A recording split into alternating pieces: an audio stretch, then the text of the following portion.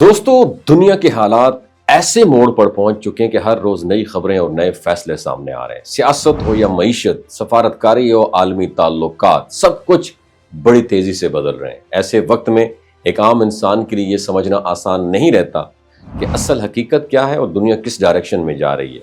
लेकिन कुछ निशानियां ऐसी हैं जो वाजे कर रही हैं कि ताकतवर कुव्वतें अपने मंसूबों को अमली जामा पहनाने में मसरूफ हैं। अगर बात की जाए ग्रेट इजराइल के मंसूबे की, तो ये कोई नई बात नहीं है। बरसों से इस पर काम हो रहा है और वक्तन फवक्तन मुख्तलिफ वाकयात और मुलाकातें इस बड़े एजेंडे का हिस्सा दिखाई देती हैं।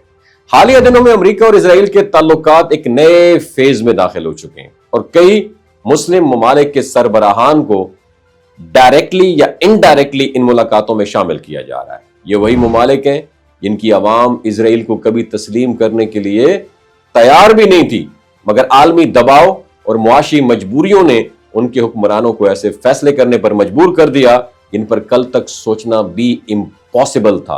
पाकिस्तान का नाम भी उन मुज़ाकरात के साथ कनेक्ट किया जा रहा है। अगरचे अवामी सतह पर इसकी शदीद मुखालिफत जारी है, लेकिन आलमी सियासत में बसा औकात अवामी फैसले ख्वाहिशात को बालाए ताक रख के किए जाते हैं। सवाल यह है, आखिर क्यों इस वक्त इतनी सरगर्मियां इजराइल के गिर्द घूम रही हैं? इसका मकसद सिर्फ एक है कि मशरिक वुस्ता में ताकत का तवाजुन इजराइल के हक में कायम करना है और इस खित्ते को उसके असर व रसूख के ताबे बना देना है। और ये हकीकत भी समझने की है कि इजराइल के पीछे सिर्फ एक रियासत नहीं बल्कि पूरा आलमी निज़ाम खड़ा हुआ है। बड़ी ताकतें, फाइनेंशियल इंस्टीट्यूट्स और आलमी मीडिया सब मिलकर इस बयानी को मजबूत कर रहे हैं कि इजराइल को खित्ते की मरकजी कुव्वत के तौर पर एक्सेप्ट कर लिया जाए। कुछ ममालिक ने इसको तस्लीम भी कर लिया है और मजीद ममालिक को तैयार किया जा रहा है। हमें यह सोचना होगा, अगर ग्रेट इजराइल का मंसूबा हकीकत में शक्ल इख्तियार कर लेता है तो उसका बराह रास्त इम्पैक्ट सिर्फ फ़लस्तीन पर नहीं पड़ेगा बल्कि पूरे आलम इस्लाम पर पड़ेगा। ये मामला सिर्फ सरहदों का नहीं है बल्कि वसाइल, मजहबी शनाख्त और उम्मत मुस्लिमा के इत्तेहाद का है। आज जो एग्रीमेंट पर्दे के पीछे हो रहे हैं, कल वो हमारी नस्लों के मुस्तकबिल का फैसला करेंगे। दोस्तों, ये वक्त है हम अपनी आंखें खोलें, हालात को सिर्फ खबरों की सतह पर ना देखें बल्कि उनके पीछे छुपे मकासद को समझने की कोशिश करें।